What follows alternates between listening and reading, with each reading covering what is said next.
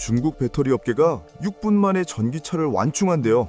네, 여러분이 편의점 다녀오는 시간에 충전 끝나는 거예요.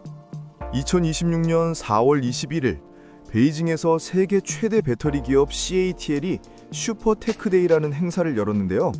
천여 명의 취재진이 몰린 이 자리에서 CATL이 꺾는 기술이 배터리 업계를 완전히 뒤집어 놨습니다.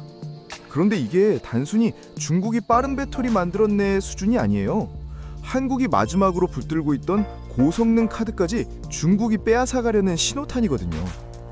일단 CATL이 어떤 회사인지 모르시는 분들을 위해 딱 한 줄로 설명할게요. 전 세계 전기차 배터리 시장에서 점유율 42%를 차지하는 압도적 1위 기업입니다. 쉽게 말해 10대 중 4대는 이 회사 배터리로 달린다는 거예요. 그리고 2위는 BYD, 3위권부터 LG 에너지 솔루션, 삼성 SDI, SK온 같은 한국 기업들이 나옵니다. 그러니까 1위랑 2위가 중국 기업인 거죠. 근데 중요한 건 점유율이 아니라 방향이에요. CATL의 올해 1, 2월 점유율이 작년 같은 기간 대비 38.7%에서 42.1%로 올라갔어요. 반면 한국 기업들은 그 사이 적자 전환했고요. CATL의 3세대 현식 배터리 잔량 10%에서 98%까지 충전하는데 딱 6분 27초가 걸립니다. 10%에서 80%까지는 3분 44초고요. 근데 이게 얼마나 빠른 건지 감이 안 오시죠? 비교해 드릴게요. 지금 현재 한국 배터리 기업들이 만드는 배터리는 10%에서 80%까지 충전하는데 15에서 18분이 걸립니다. 중국 BYD가 지난달에 우리 9분 충전 기술 개발했어요 라고 발표해서 업계가 뒤집어졌는데 CATL이 한 달 만에 그것보다 3분이나 빠른 기술을 꺼내든 거예요. 그리고 결정적으로 내연기관차 주유하는 시간이랑 맞먹는 수준이라는 겁니다. 전기차의 최대 약점이 충전하는데 오래 걸린다였는데 그 약점이 사라지는 거예요. 이제 전기차 충전 때문에 망설이던 소비자들이 없어진다는 얘기거든요. 그럼 왜 지금까지 6분 충전 배터리가 없었을까요? 그냥 전기 빠르게 넣으면 되는 거 아니야? 라고 생각하실 수 있는데 CATL의 수석기술관이 현장에서 이렇게 말했어요. 초고속 충전의 난제는 속도가 아니라 발열이다. 배터리 온도가 10도 오르면 내부 화학 반응이 2배 증가해서 배터리 수명이 급격히 줄어든다는 겁니다. 쉽게 말해 빨리 충전할수록 배터리가 빨리 망가지는 딜레마가 있었던 거예요. CATL은 이걸 3가지로 해결했어요. 발열을 최소화하고 냉각 면적을 4배 확대하고 온도를 정밀 제어하는 기술을 적용한 겁니다. 그 결과 1000번 초고속 충전을 해도 성능의 90% 이상을 유지한다고 하네요. 심지어 영하 30도 극저온 환경에서도 9분 안에 98%까지 충전이 가능하다고 합니다. 한국 겨울에 배터리 성능 떨어지는 거 다들 아시잖아요. 그 문제까지 해결한 거예요. 자, 여기서부터가 진짜입니다. CATL이 이날 공개한 게 초고속 충전 배터리만이 아니에요. 기린 3세대 배터리도 함께 꺼냈는데 이게 한 번 충전으로 세단 기준 1500km를 달릴 수 있습니다. 서울에서 부산까지 400km거든요. 왕복이 800km.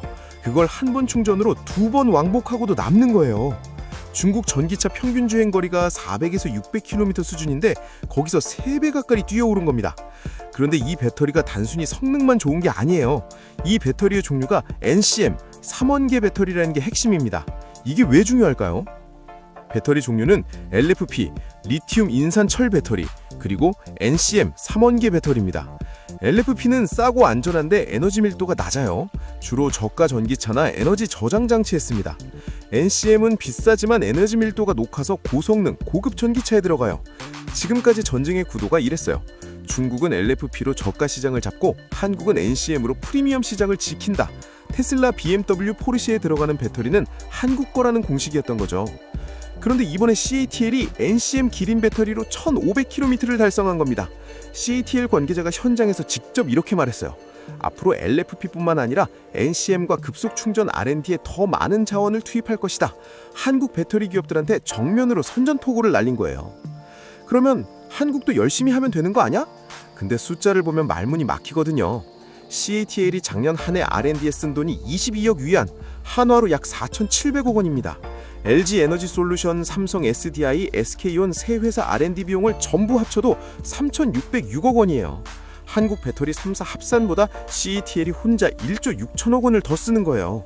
10년 누적으로 보면 CATL은 1,000억 위안, 약 22조 원 이상을 R&D에 쏟아 부었습니다. 이 투자 규모 차이가 바로 6분 충전, 1500km 주행이라는 결과물로 나오는 거예요.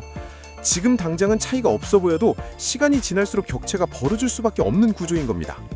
그럼 지금 한국 배터리 기업들 상황이 어떠냐? 솔직히 말씀드릴게요. 좋지 않습니다. LG 에너지 솔루션은 올해 1분기에 영업손실 2,078억 원, 적자로 돌아섰어요.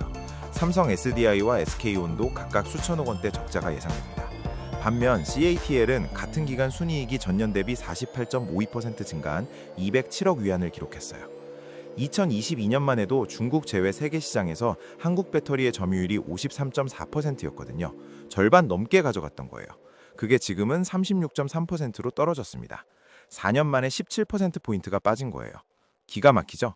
불과 4년 전에 제2의 반도체라고 불리면서 한국 경제 차세대 엔진이라던 산업이 지금은 3사가 줄줄이 적자를 내고 있는 겁니다.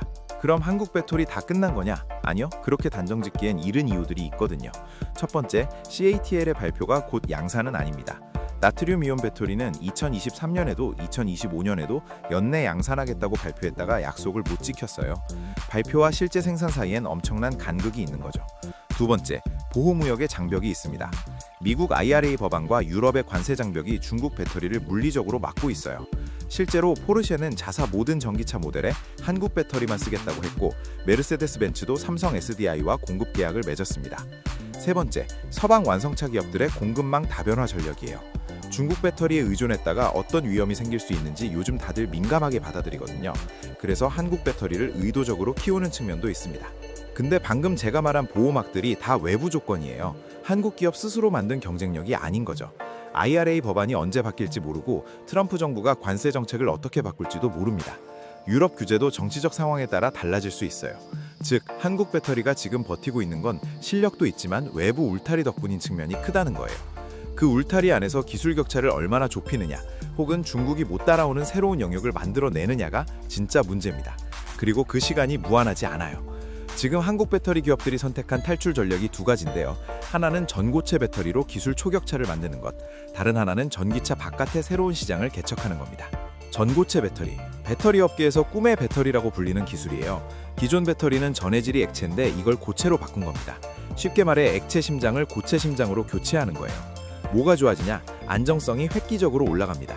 액체 전해질이 없으니 화재 위험이 크게 줄고 에너지 밀도도 높아지고 충전 속도도 빨라질 수 있어요. 한마디로 지금 배터리보다 모든 면에서 좋은 배터리인데 만들기가 극도로 어렵다는 게 문제예요. 삼성 SDI가 이걸 2027년 양산하겠다는 목표를 갖고 있습니다. 내후년이요. 만약 이게 성공하면 중국 대비 1, 2년 이상 기술 선도 효과를 가져갈 수 있어요. 중국은 아직 전고체 배터리 양산에 도달하지 못했거든요. 근데 여기서 핵심 질문, 정말로 양산이 가능할까요? 배터리 업계에선 전고체가 항상 3년 후엔 나온다고 했던 기술이에요. 그래서 반신반의하는 시각도 있습니다. 두 번째 전략이 포트폴리오 다각화입니다. 전기차만 바라보지 말고 다른 시장을 개척하자는 거예요. LG 에너지 솔루션은 주주총회에서 ESS와 신지업 비중을 기존 20%에서 40%까지 늘리겠다고 했어요. ESS가 뭐냐면 에너지 저장 장치, 태양광 발전소나 AI 데이터 센터 옆에 붙어서 전력을 저장하는 대형 배터리예요. AI 붐으로 데이터 센터가 폭발적으로 늘어나면서 ESS 수요가 급증하고 있거든요. 삼성 SDI는 휴머노이드 로봇용 배터리를 노리고 있고, SK온은 북미 ESS 시장 공략에 집중합니다. 배터리 수요가 전기차라는 좁은 틀을 벗어나 AI, 로봇, 방산, 전 산업군으로 확장하는 흐름이 일어나고 있다는 진단이에요. 근데 솔직히 이 전략도 완전한 해법은 아니에요. ESS 시장도 중국이 빠르게 치고 들어오고 있거든요. 자, 그나마 좋은 소식도 하나 있습니다. 전기차 시장 자체가 회복 신호가 나타나고 있다는 겁니다. 올해 국내 전기차 신규 등록이 4월 14일 기준으로 이미 10만 대를 넘겼어요. 작년에는 7월에 10만 대를 넘겼는데 올해는 훨씬 빠른 거예요. 유럽 15개국 1분기 전기차 판매도 전년 대비 33.5% 증가해서 50만 대에 달했고요. 왜 갑자기 이렇게 팔리냐? 미국 이란 갈등으로 국제 유가가 오르면서 기름값 부담이 커지고 그게 전기차 수요를 자극하는 거예요. 불안한 국제 정세가 아이러니하게도 전기차 시장을 살리고 있는 셈이죠. 업계는 올해 국내 전기차 판매량이 30만 대를 돌파할 수도 있다고 전망합니다. 다만 이 수요 회복이 한국 배터리 기업한테 얼마나 돌아오느냐는 별개 문제예요. 시장이 커진다고 해서 한국 몫이 자동으로 커지는 건 아니거든요. 그리고 CATL이 이날 공개한 기술 중에 나트륨 이온 배터리도 있었어요. 소금에 들어있는 그 나트륨이에요.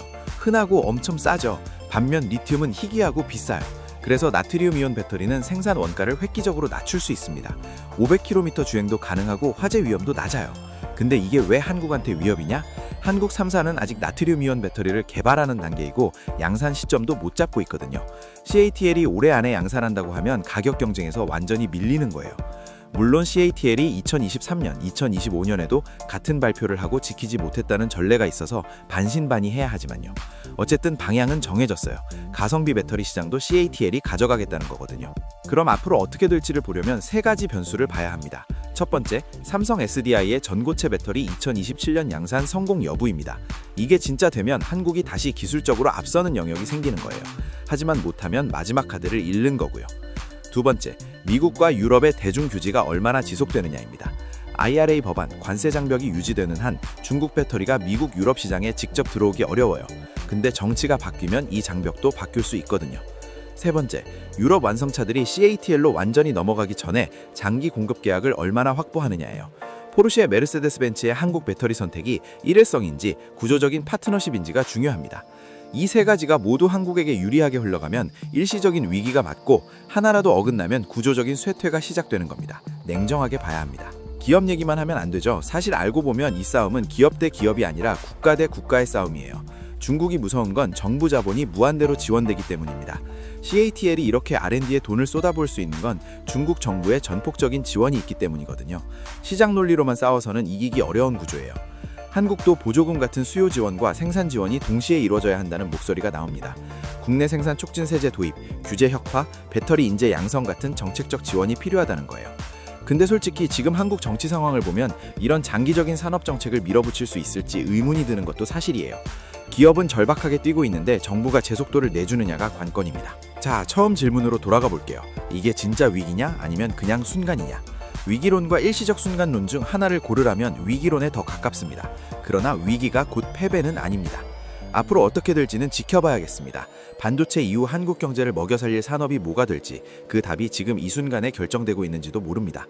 여러분은 어떻게 생각하시나요? 한국 배터리, 중국의 공세를 버텨낼 수 있을까요? 댓글로 여러분의 의견 들려주세요. 오늘 영상 여기까지고요. 다음 영상에서 만나요. 감사합니다.